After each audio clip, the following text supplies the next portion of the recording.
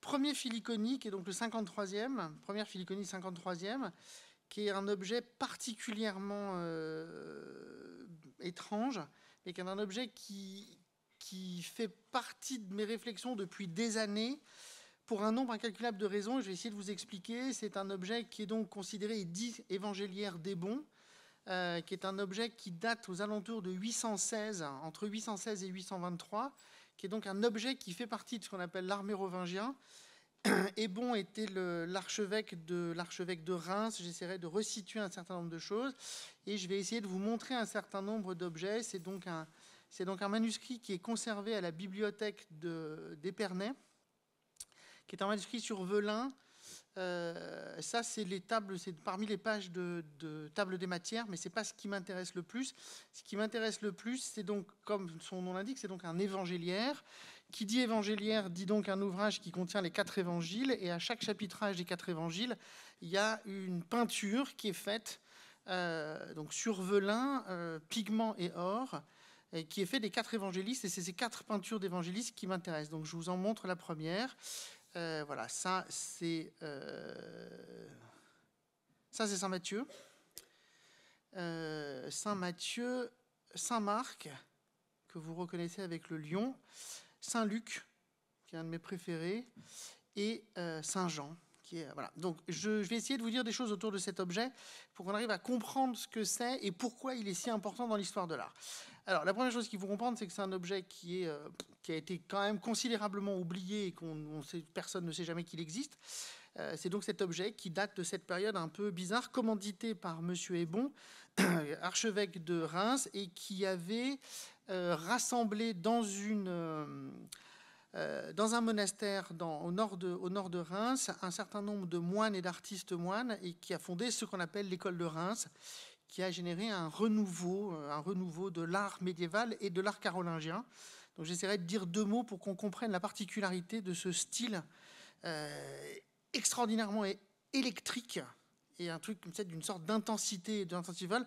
On y reviendra. Juste, je veux repréciser des choses parce que c'est toujours une période qu'on a tendance à oublier, parce que c'est une période, et particulièrement l'art mérovingien, qu'on oublie pour un certain nombre de raisons, parce que, entre autres, on a toujours tendance à considérer que ce premier Moyen-Âge est un Moyen-Âge qui a tout oublié de l'Antiquité, et donc c'est un Moyen-Âge qui ne sait plus rien faire, etc. Ce qui est complètement faux, et simplement essayer de recomprendre ce qui se passe dans ces images et le comprendre. Alors, juste pour toute petite mise à disposition historique de cet objet.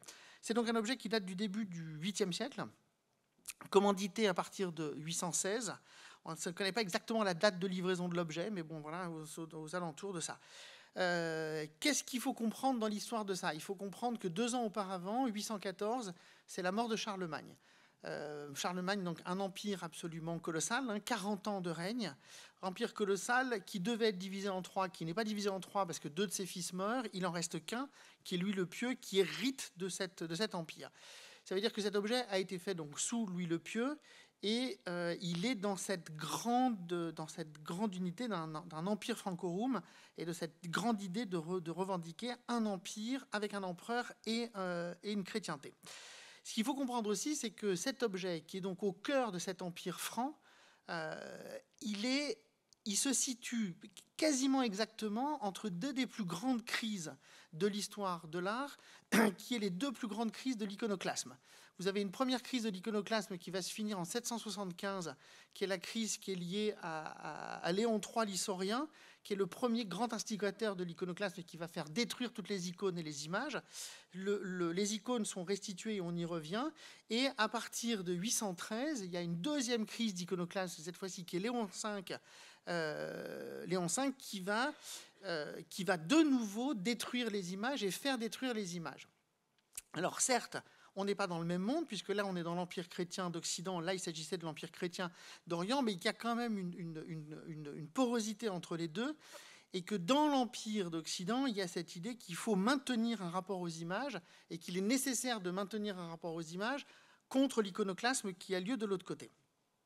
Et l'iconoclasme de Léon V, l'Arménien, qui commence très exactement en 813 et qui est court, il finit en 820, donc absolument au moment de la confection de cet objet, est un iconoclasme qui est extrêmement virulent, est extrêmement fort, et que l'Empire byzantin remonte très fort, puisqu'à cette période-là, l'Empire byzantin, il remonte jusque la Sicile, la Sardaigne, toute une partie de l'Italie, la Vénétie, l'Istrie, toute une partie des côtes adriatiques appartiennent à l'Empire byzantin.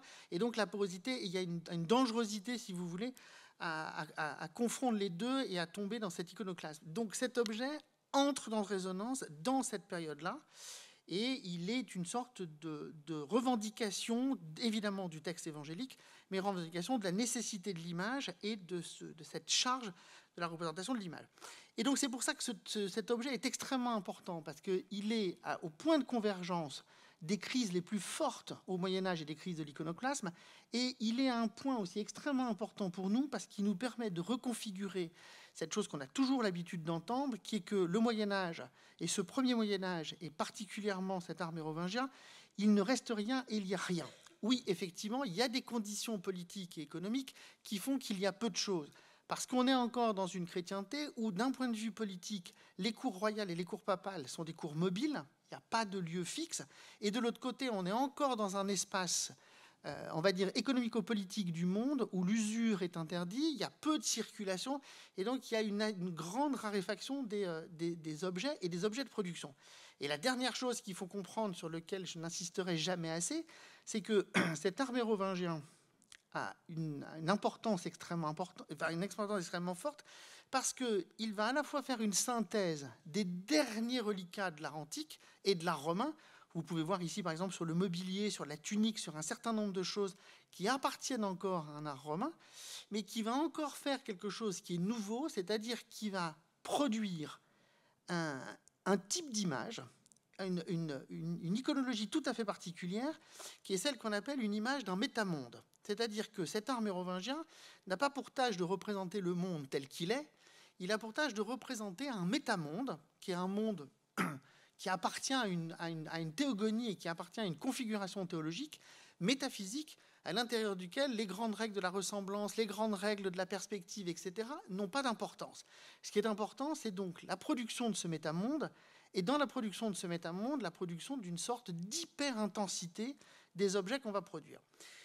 Et c'est précisément ce que vous voyez ici, c'est ces 4 images qui, moi, m'obsèdent depuis des années parce que je les trouve absolument fantastiques. Donc, je vais faire une rapide description des 4 images. La première image donc, que vous voyez, c'est donc l'image de Saint Matthieu. Saint Matthieu qui est assis donc, sur habituellement, le scabellum, le tabouret qui est iconique dans toute l'histoire de l'art, qui est le lieu de l'étude et le lieu du travail, avec un pupitre et un ouvrage, donc un codex, c'est un ensemble de feuillets, et il a une plume et le cornet à encre, et avec un lien, alors il faut faire attention parce que ce qui est encore dans le cornet à encre, c'est une autre plume, mais qui jouxte quasiment le phylactère qui est lancé par le personnage qui est ici, qui est donc l'archange à 4 ailes, qui est dans le tétramorphe, qui est le signe de Saint Matthieu. Et vous avez derrière une sorte de colline avec deux temples d'architecture latine. Et vous avez donc ce personnage au centre, aux cheveux blonds, avec cette tunique profondément électrique, profondément intense dans le geste, parce que c'est une typologie de cet art mérovingien qui est un art dit au trait de couleur, c'est-à-dire qu'il n'y a pas de dessin, c'est-à-dire que tout se fait au trait coloré et au pigment. C'est-à-dire que toute la profondeur, le mouvement, etc., se fait avec ça. Et vous obtenez donc cette sorte de rendu à la fois dans le visage et à la fois dans la tunique, qui est absolument, absolument saisissante. Donc ça, c'est Saint Matthieu. Ici, vous avez Saint-Marc, que vous reconnaissez évidemment avec le lion qui est au-dessus. Une chaise un peu plus imposante que le scabellum de Matthieu, toujours une petite table sur laquelle est posé cette fois-ci un encrier, là aussi un codex. Saint-Marc est dans une attente, il est dans une sorte d'écoute de quelque chose qui est produit. Là aussi, il y a un phylactère qui tombe du lion ailé.